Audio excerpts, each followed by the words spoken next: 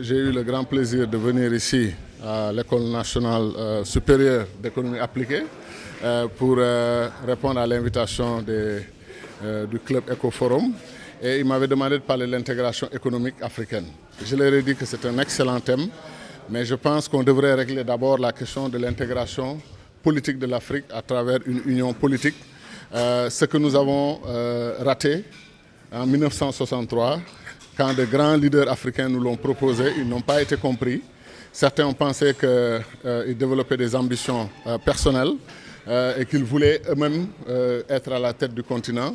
Et des rivalités politiques entre leaders, des rivalités intellectuelles nous ont menés à cette situation, honnêtement, qui n'est pas reluisante.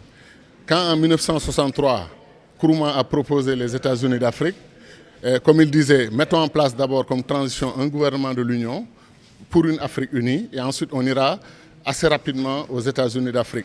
Nous n'avons pas encore eu le temps de cristalliser nos États qui viennent de naître de l'indépendance. Certains pays n'avaient même pas encore d'ambassade, n'est-ce pas, aux Nations Unies à l'extérieur. Donc ils pensaient que le moment était propice. Surtout qu'il y avait l'engouement de l'unité, le combat pour la libération de l'Afrique et l'objectif de libérer l'Afrique du joug de l'apartheid en Afrique du Sud, en Namibie. Il y avait donc des causes motivantes qui faisaient qu'on était tous ensemble. On était 32 États. Après 50 ans d'intégration africaine, au lieu de ramener l'Afrique à 5 grands ensembles, disons, selon les communautés régionales, et peut-être les États-Unis d'Afrique, un seul État, on se retrouve avec 54 États. Donc après 54 États, et l'objectif que ceux qui avaient gagné le combat contre Nkrumah, les Senghor et les autres, qui avaient dit que l'Afrique devait effectivement réaliser son unité, mais qu'on irait étape par étape, comme il disait, pas à pas. La théorie des pas à pas et des étapes par étape, après étape, ont mené à la situation actuelle. Nous avons réglé la question de la décolonisation complète de l'Afrique, oui. Félicitations et bravo aux pères fondateurs. Nous avons réglé la question de l'apartheid en Afrique du Sud, oui. Mandela a sorti de prison, il est devenu président de l'Afrique du Sud, bravo aux pères fondateurs. Après cela, donnez-moi un seul point positif que nous ayons réalisé au bout de 50 ans. Où est le développement économique et social du continent africain? Où est l'unité politique de l'Afrique? Où sont les succès dans le domaine de la paix et de la sécurité? L'Afrique n'a jamais été autant menacée, n'est-ce pas, dans sa survie et dans son existence qu'en 2013, après les événements du Mali. Nous avons compris, les djihadistes aussi ont compris, tout le monde a compris la vulnérabilité des 54 États nains que nous avons créés. Aujourd'hui, nous avons besoin d'une armée commune africaine. Nous avons besoin d'une politique de défense commune africaine. Et c'est gênant de savoir que Kwame Nkrumah l'avait proposé en 1963. Mettons en place un commandement unifié africain, il avait dit, pour être prudent, un commandement unifié. Parce que nous avons besoin de défendre l'Afrique, de défendre ses richesses, de défendre ses populations. Personne ne l'a écouté. Aujourd'hui, quand on a voulu 2000 hommes pour aller attaquer les djihadistes au Mali, ça a pris 9 mois de tergiversation. Il a fallu qu'une puissance amie comme la France décide d'intervenir pour qu'un autre pays africain comme le Tchad, qui n'est même pas de la CEDEAO, vienne sauver l'honneur des Africains en s'engageant et en allant même au devant des Français.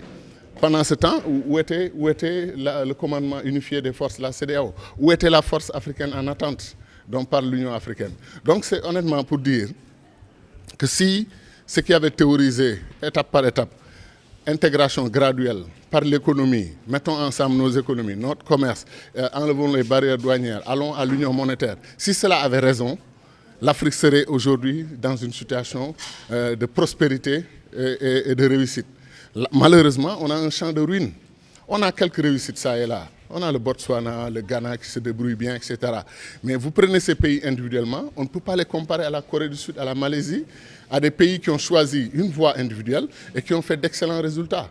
La Malaisie a multiplié 750 fois, je veux dire la Corée du Sud, 750 fois son PIB, alors que son PIB était égal à celui du Sénégal de 1,5 milliard de dollars en 1960. Le Sénégal a multiplié 9 fois. Ils ont multiplié 750 fois. Qu'est-ce qu'ils ont de plus que nous? Ils ont une bonne vision, un bon leadership, une bonne direction et un peuple déterminé à relever, à lutter contre l'adversité et à réussir quelque chose. Nous ne l'avons pas fait en Afrique. Donc les voies individuelles ayant échoué, pourquoi on n'essaie pas la voie collective? Aller ensemble, frapper ensemble, réussir ensemble, relever l'Afrique ensemble et réussir les États-Unis d'Afrique. Macky et moi, nous sommes des panafricanistes. Tous ceux qui ont, je crois, travaillé avec le président Abdoulaye Wade sont des panafricanistes. Vous savez, le Sénégal a une particularité très intéressante. Nous avons 200 et quelques partis politiques, ce qui est une catastrophe. Je pense qu'un de ces jours, il faudra regrouper ces 200 partis en 4 grands partis politiques ou 3 pour que le jeu politique soit plus sérieux et soit plus crédible. Mais les politiciens sont très forts. Je ne suis pas encore de ce métier-là, je fais très attention. Mais vous prenez les 200 partis, c'est tous des partis panafricanistes. Il n'y a aucun parti au Sénégal qui dit qu'il n'est pas panafricain. Ce pays est terre de panafricanisme. Nous avons eu Cheikh Anta Diop, un des grands leaders du panafricanisme. Nous avons eu même Senghor, qui s'est réclamé du panafricanisme, et tous ces autres leaders qui se réclament du panafricanisme, Abdoulaye Ly, Mamadou Dia, tout le monde. Donc, sous ce rapport, il n'y a aucun problème. Je l'ai dit, moi je rends hommage au président Abdoulaye Wade pour ce qu'il a fait pour le panafricanisme. D'abord, il a écrit un livre, Un destin pour l'Afrique. Ensuite, quand il était au pouvoir au Sénégal, avec le plan Oméga, le NEPAD, etc., il a mené un grand combat pour l'unité de l'Afrique, aux côtés de Kadhafi et d'autres leaders africains. On a poussé, on a eu le sommet historique d'Accra 2007 pour établir un gouvernement de l'Union, que certains leaders africains ont torpillé parce qu'ils ne veulent pas de l'unité, bien qu'ils n'ont que l'unité à la bouche, parce qu'ils parlent de l'unité africaine, mais ils ne pratiquent pas l'unité africaine. Donc j'ai dit que mes divergences avec Abdoulaye Wade ont porté sur des questions nationales et une question centrale pour la survie du Sénégal. Il était hors de question de faire un compromis quelconque sur la question d'une succession dynastique au Sénégal. Le Sénégal ne connaîtra jamais, tant que nous sommes vivants, et nous nous battrons pour cela, que le Sénégalais le plus méritant, le plus accepté par les populations dirige ce pays. Il ne le fera pas par le sang, par la famille, par etc. etc. Ça, c'est des questions qui sont réglées. Pour faire au bourg, chacun d'entre nous ici, il y a tellement de rois et de rois télé au Sénégal que ça va être trop compliqué. Donc c'est ça que je disais.